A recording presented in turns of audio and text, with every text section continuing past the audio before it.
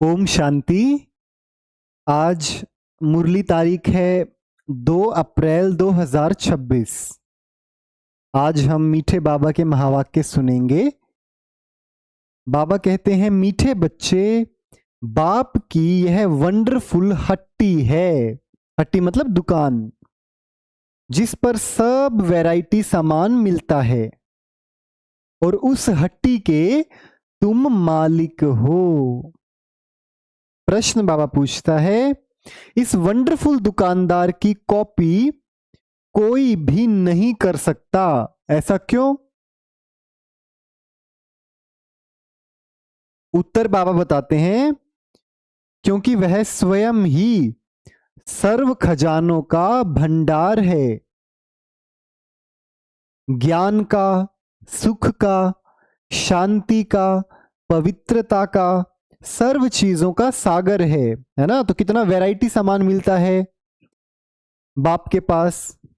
जिसको जो चाहिए वह मिल सकता है। निवृत्ति मार्ग वालों के पास यह सामान मिल नहीं सकता। कोई भी अपने को बाप समान सागर नहीं कह सकते। बाप तो बाप है। अब वकील का बच्चा कितना भी बड़ा वकील बन जाए, लेकिन खुद का बाप थोड़ी बन जाएगा, या खुद के बाप से ऊपर का पोजीशन थोड़ी उसकी आ जाएगी। हाँ, हालांकि वकालत में वो जा सकता है, थोड़ा पढ़ाई लिखाई में आगे जा सकता है, लेकिन खुद का बाप बनना ये तो संभव नहीं है ना। तो बाबा कहते हैं, बाप तो सागर है।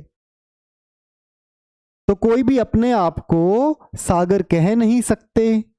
गीत है, तुम्हें पाके हमने जहां पा लिया, जमी तो जमी आसमां पा लिया। अच्छा, अब बच्चे बैठे हैं बेहद के बाप के सामने। इनको बेहद का बाप भी कहा जाए तो बेहद का दादा भी कहा जाए। और फिर बेहद के बच्चे बैठे हैं और बाप बेहद का ज्ञान दे रहे हैं। हद की बातें अब छूटी, अब बाप से बेहद का वर्षा लेना है। यह एक ही हट्टी ठहरी, मतलब एक ही दुकान ऐसी है जहां पर सब चीजें मिलती हैं। मनुष्यों को पता नहीं है कि हम क्या चाहते हैं। बेहद के बाप की हट्टी तो बहुत बड़ी है। उनको कहा जाता है सुख का सागर, पवित्रता का सागर, आनंद का सागर, ज्ञान का सागर। देखो, सब चीजों का सागर है बाबा। कोई दुकानदार होता है तो उनके पास बहुत वैरायटी होती है। यह है बेहद का बाप। इनके पास भी वैरायटी सामान है, अलग अलग किस्म की शक्तियां बाबा के पास हैं, गुण बाबा के पास हैं। तो हम कितना कुछ ले सकते हैं। और सबसे बड़ी बात, कोई हमारे को पैसा भी नहीं देना, एक फूटी कोड़ी बाबा नहीं लेता है, ऐसा दुकानदार है। लेकिन हाँ, ऐसी चीज लेता है जो देने में इतनी मुश्किल होती है लोगों को। 5 विकार क्या क्या है? बाबा ज्ञान का सागर है, सुख का, शांति का, सब चीजों का बाबा सागर है। उनके पास यह वंडरफुल अलौकिक सामान है। भाई, वो ऐसा दुकानदार नहीं है कि चीनी चाय पत्ती ये लौकिक सामान देगा। उनके पास तो कौन सा सामान है? अलौकिक। फिर भी गाया जाता है सुख करता। यह एक ही दुकान ठहरी, और तो कोई का ऐसा दुकान नहीं। ब्रह्मा विष्णु शंकर के पास क्या सामान है? बाबा पूछ रहे हैं। कुछ भी नहीं। सबसे ऊंचा सामान है बाप के पास। इसीलिए उनकी महिमा गाई जाती है। त्वमेव माताश्च पिता त्वमेव, त्वमेव बंधुश्च सखा त्वमेव। माता भी उसको बना दिया, पिता भी उसको बना दिया, बंधु भी उसको, सखा भी उसको। कितने सारे रिश्ते हम गाते रहते हैं कि भगवान तेरे साथ मेरे कितने रिश्ते हैं। लेकिन कई बार ये बातें केवल गाने तक ही रह जाती हैं, बस गाते रहते हैं, महसूस नहीं करते हैं उसके साथ रिश्ता। ऐसी महिमा कभी किसी की गाई नहीं जाती। मनुष्य शांति के लिए भटकते रहते हैं। कोई को दवाई चाहिए, कोई को कुछ चाहिए, वह सब है हद की दुकानें। सारी दुनिया में सबके पास हद की चीजें हैं। यह एक ही बाप है जिसके पास बेहद की चीजें हैं। इसलिए उनकी महिमा भी गाते हैं कि पतित पावन है, लिबरेटर है, ज्ञान का सागर है, आनंद का सागर है। यह सब वैरायटी वक्खर है। वक्खर मतलब सामान है ना, वैरायटी का सामान हुआ ना बाबा के पास। लिस्ट लिखेंगे तो बहुत हो जाएगी। जिस बाप के पास यह चीजें हैं तो बच्चों का भी हक है उन पर, परंतु यह किसी की बुद्धि में नहीं आता कि जब ऐसे बाप के हम बच्चे हैं तो बाप की चीजों के हम मालिक होने चाहिए।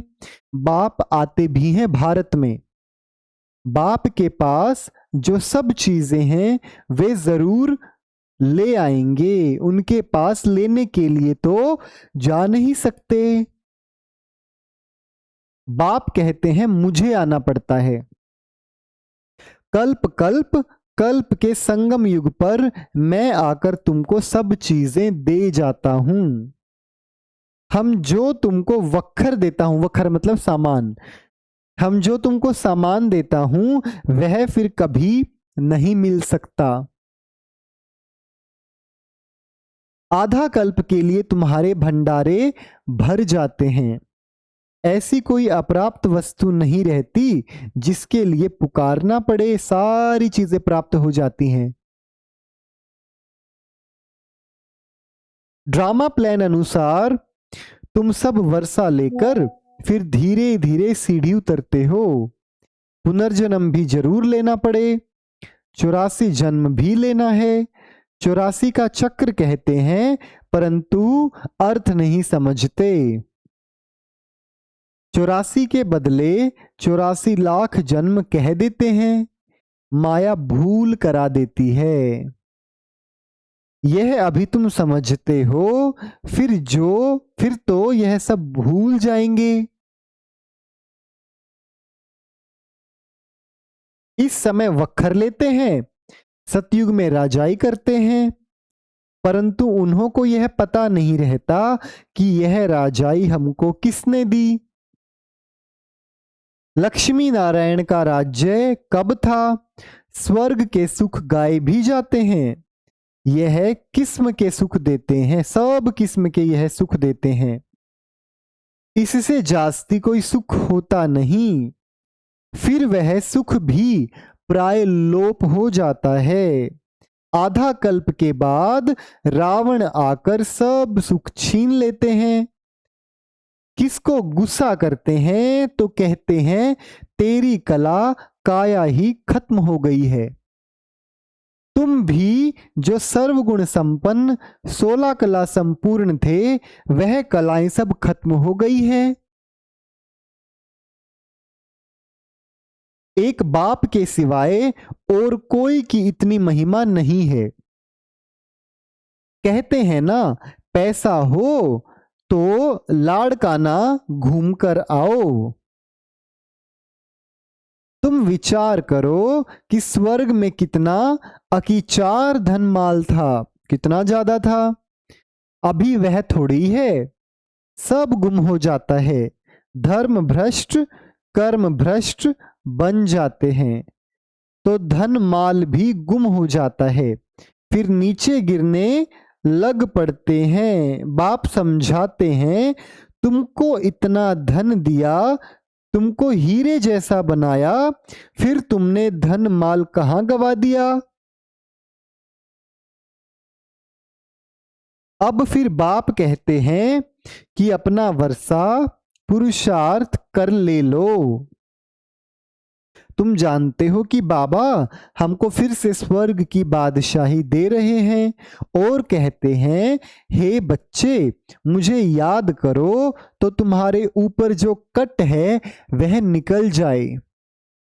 बच्चे कहते बाबा हम भूल जाते हैं, यह क्या? बाबा कहते हैं यह क्या भाई? कन्या जब शादी करती है तो पति को कभी भूलती है क्या? जब एक लड़की शादी करके जाती है और कहीं भी जाए वो पति को ऐसे भूल जाएगी क्या? बच्चे कभी बाप को भूलते हैं क्या? बाप तो दाता है।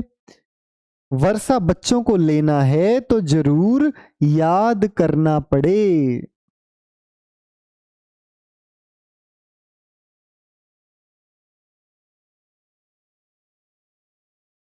बाप समझाते हैं, मीठे मीठे सिकीलदे बच्चे याद की यात्रा में रहेंगे तो विक्रम विनाश होंगे, और कोई उपाय नहीं है।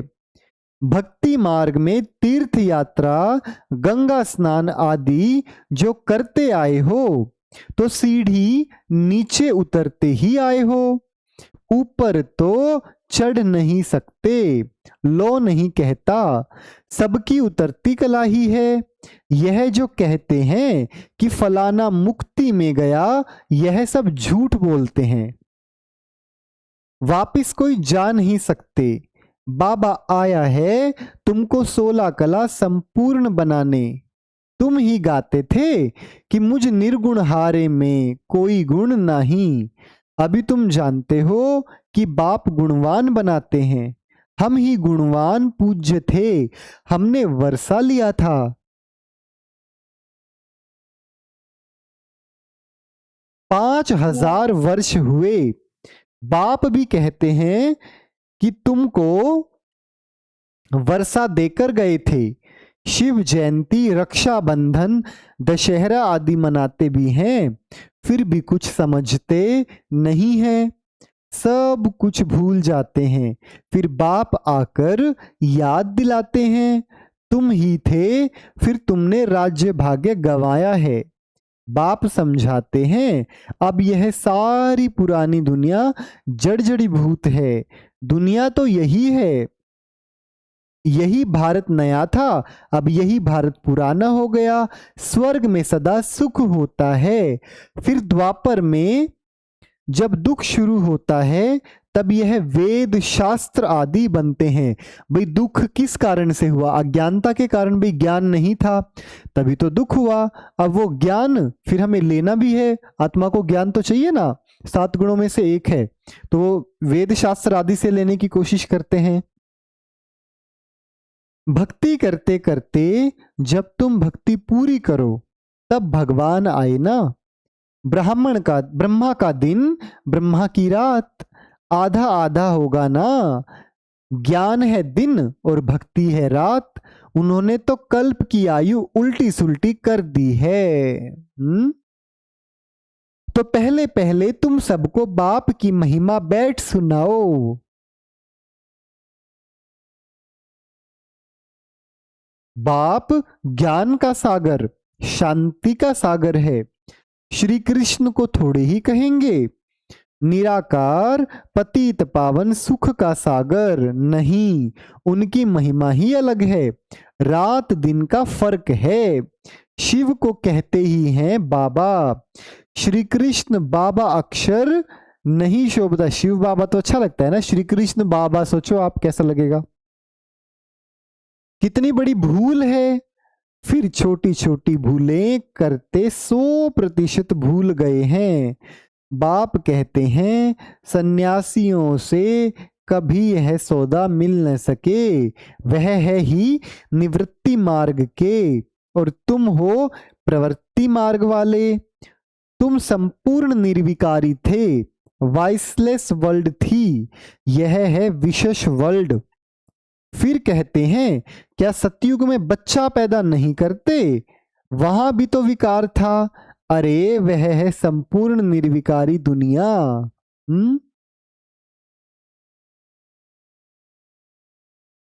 संपूर्ण विकारी कैसे हो सकती है जब संपूर्ण निर्विकारी है? तो फिर सतयुग में सब इतने मनुष्य हों, यह कैसे हो सकता है? यहां इतने मनुष्य थोड़े ही होते हैं। भारत के सिवाय और कोई खंड नहीं होंगे। वह कहते भी हैं, हम मान नहीं सकते, दुनिया तो सदैव भरी हुई रहती है, कुछ भी समझते नहीं। ऐसा सोचते हैं कि दुनिया में शुरू से देखो, अभी आज अगर मैं बात करूं तो 800-900 करोड़ आज की जनगणना के आधार पर पूरे विश्व की जनसंख्या है। अगर मैं 1850 की बात करूं, उस समय की जनसंख्या जनगणना के आधार पर केवल इस धरती पर 125 से 30 करोड़ थे। तो देखो 1850 से लेकर 2026 तक ज्यादा बड़ा गैप थोड़ा ना है, ज्यादा दिन थोड़ा ना हुए, लेकिन जनसंख्या कितनी बढ़ी, 4, 5, 6 गुना ज्यादा बढ़ गई। भाई 125 करोड़ से 800-900 करोड़ आत्माएं एकदम से धरती पर हैं अभी। तो देखो जनसंख्या तो पहले, जैसे जैसे समय के पीछे जाते जाएंगे तो जनसंख्या तो घटती जाएगी। बाप समझाते हैं कि भारत गोल्डन एज था, अब तो आयरन एज पत्थर बुद्धि है। अब तुम बच्चों ने ड्रामा को समझ लिया है। गांधी आदि सब राम राज्य चाहते थे, परंतु दिखाते हैं कि महाभारत लड़ाई लगी, बस फिर खेल खत्म। फिर क्या हुआ, कुछ भी दिखाया नहीं है। बाप बैठ समझाते हैं, यह तो बिल्कुल सहज है। शिव जयंती मनाते हैं तो जरूर शिव बाबा आते हैं। वह है हेवनली गॉड फादर, तो जरूर हेवन के गेट खोलेंगे ना। आए भी तब हैं जब हेल होगा, हेल मतलब नरक, हेवन मतलब स्वर्ग। हेवन के द्वार खोल, हेल के द्वार बंद कर देंगे। भाई स्वर्ग के द्वार खोल के नरक के द्वार बंद कर देंगे। हेवन के द्वार खुले तो जरूर सब हेवन में ही जाएंगे। यह बातें कोई मुश्किल नहीं है, महिमा सिर्फ एक बाप की ही है। शिव बाबा की एक हट्टी है, मतलब दुकान है, वह है बेहद का बाप। बेहद के बाप द्वारा भारत को स्वर्ग का सुख मिलता है। बेहद का बाप स्वर्ग स्थापन करता है, बरोबर बेहद का सुख था।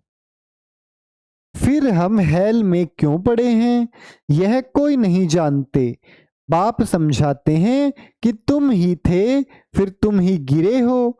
देवताओं को ही 84 जन्म लेने पड़ते हैं, अभी आकर पतित बने हैं, उनको ही फिर पावन बनना है। बाप का ही जन्म है तो रावण का जन्म भी होता है, यह किसको भी पता नहीं। कोई से भी पूछो तो रावण को कब से जलाते हो, कहेंगे वह तो अनादि चलता आता है। यह सब राज बाप समझाते हैं। उस बाप की एक हट्टी की महिमा है, सुख शांति पवित्रता मनुष्य से मनुष्य को कहीं मिल नहीं सकती।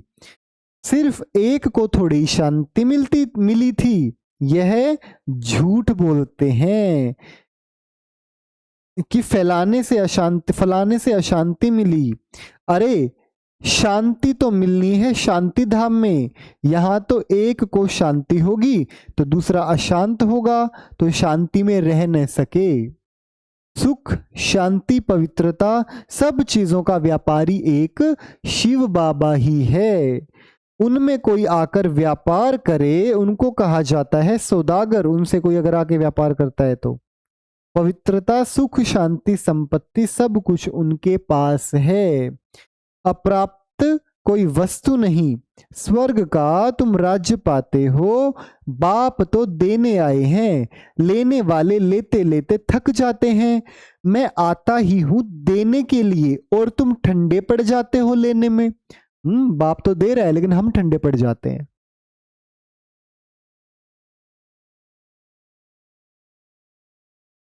बाप कहते हैं बाबा, बच्चे कहते हैं बाबा माया के तूफान आते हैं। हाँ पद भी बहुत ऊंचा पाना है, स्वर्ग के मालिक बनते हो, यह कम बात है क्या। तो मेहनत जरूर करनी है और श्रीमत पर चलते रहना है। वक्र जो मिलता है वह फिर दूसरों को भी देना है, सामान जो मिलता है। और सामान क्या क्या है बाबा बार बार बता रहे हैं। सुख शांति पवित्रता सारी शक्तियां। दान करना पड़े, पवित्र बनना है तो 5 विकारों का दान जरूर देना है, मेहनत करनी है, बाप को याद करना है, तभी तो कट उतरेगी।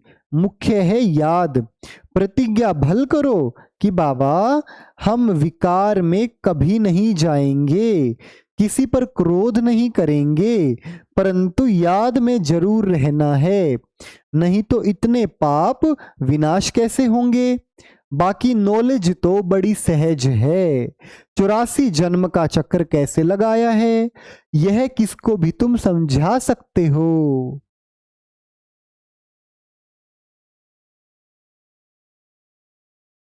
बाकी याद की यात्रा में मेहनत है। भारत का प्राचीन योग मशहूर है। क्या ज्ञान देते हैं? मन मना भव अर्थात माँ में कम याद करो तो तुम्हारे विकर्म विनाश होंगे। तुम गाते भी हो कि आप जब आएंगे तो और संग तोड़ एक तुम्हारे संग ही जोड़ेंगे, तुम पर बलिहार जाएंगे, तेरे सिवा और कोई को याद नहीं करेंगे। प्रतिज्ञा की है, फिर भूल क्यों जाते हो।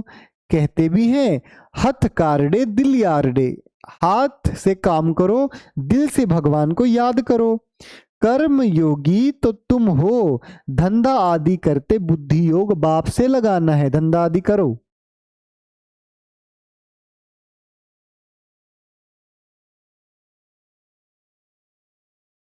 माशूक बाप खुद कहते हैं तुम आशिकों ने आधा कल्प याद किया है, अब मैं आया हूं मुझे याद करो।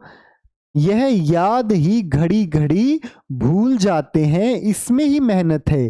कर्मातीत अवस्था हो जाए तो यह शरीर ही छोड़ना पड़े। जब राजधानी स्थापन हो जाएगी तब तुम कर्मातीत अवस्था को पाएंगे। अभी तो सभी पुरुषार्थी हैं, छोटा बड़ा सब। सबसे जास्ती मम्मा बाबा याद करते हैं, सूक्ष्म वतन में भी वे देखने में आते हैं। बाप समझाते हैं मैं जिसमें प्रवेश करता हूं वह बहुत जन्म के अंत वाला जन्म है, वह भी पुरुषार्थ कर रहे हैं। कर्मातीत अवस्था में अभी कोई पहुंच नहीं सकते। कर्मातीत अवस्था आ जाए तो फिर यह शरीर रह नहीं सकता। बाबा तो बहुत अच्छी रीति समझाते हैं, अब समझाने वालों की बुद्धि पर है, समझने वालों की बुद्धि पर है। हेवनली गॉड फादर एक ही है, उनके पास ही ज्ञान का सारा वक्खर है, वही जादूगर है, और कोई से सुख शांति पवित्रता का वर्षा मिल न सके। बाप बहुत अच्छी रीति समझाते हैं। बच्चों को धारण कर औरों को कराना है, जितना धारणा करते हैं उतना वर्षा लेते हैं। दिन प्रतिदिन बहुत तरावटी माल मिलता है। लक्ष्मी नारायण देखो कितने मीठे हैं, उन जैसा मीठा बनना है। अच्छा मीठे मीठे सिकिल दे बच्चों प्रति माता पिता बाप दादा का याद प्यार और गुड मॉर्निंग। रूहानी बाप की रूहानी बच्चों को नमस्ते। और भी कोई सत्संग में ऐसे कहते हैं क्या? यह हमारी बिल्कुल नई भाषा है, ऐसे थोड़ा ना नमस्ते करते हैं, जिसको स्पिरिचुअल नॉलेज कहा जाता है। अच्छा हम रूहानी बच्चों की रूहानी बाप दादा को नमस्ते नमस्ते नमस्ते।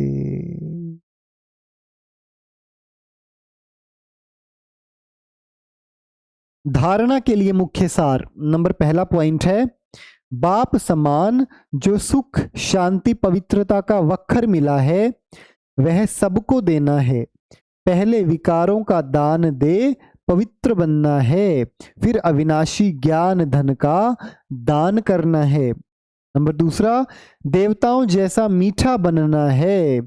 जो बाप दादा से प्रतिज्ञा की है उसे याद रखना है, और बाप की याद में रहकर विकर्म विनाश भी करने हैं।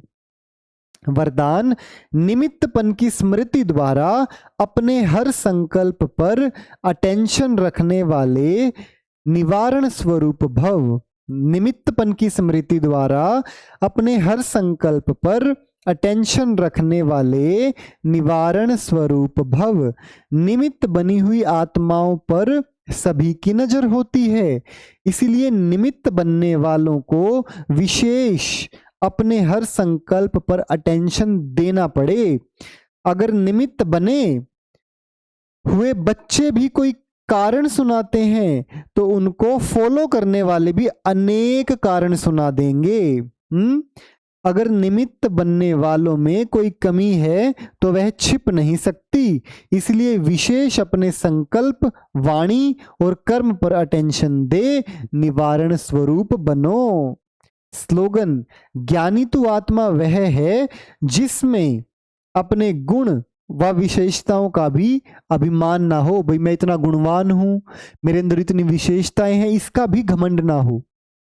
अच्छा, ये व्यक्ति इशारे: महान बनने के लिए मधुरता और नम्रता का गुण धारण करो। मधुरता का गुण जीवन में तब आएगा जब अपनी व दूसरों की बीती को न देख अंदर के संस्कारों को सरल व नम्र चित्त बनाएंगे। सरल चित्त आत्मा का गुण है मधुरता। उनके नैनों से मधुरता, मुख से मधुरता, में मधुर होंगे, और चलन से मधुरता प्रत्यक्ष रूप से दिखाई देगी। मधुरता और नम्रता इन दो विशेष धारणाओं से सदा विश्व कल्याणकारी महादानी वरदानी बन जाएंगे और सहज ही स्नेह का सबूत दे देंगे। देखो भाई, आज बाबा ने कितने वरदानों से हमें भरपूर किया। और आज तो बाबा ने अपने आप को क्या बताया, ऐसा दुकानदार बताया, ऐसी हट्टी वाला बताया कि सारा ही सामान उसके पास है। तो इतनी मीठी मुरली सुनाने के लिए बाबा का बहुत बहुत शुक्रिया बाबा, शुक्रिया बाबा, शुक्रिया बाबा। अच्छा, ओम शांति।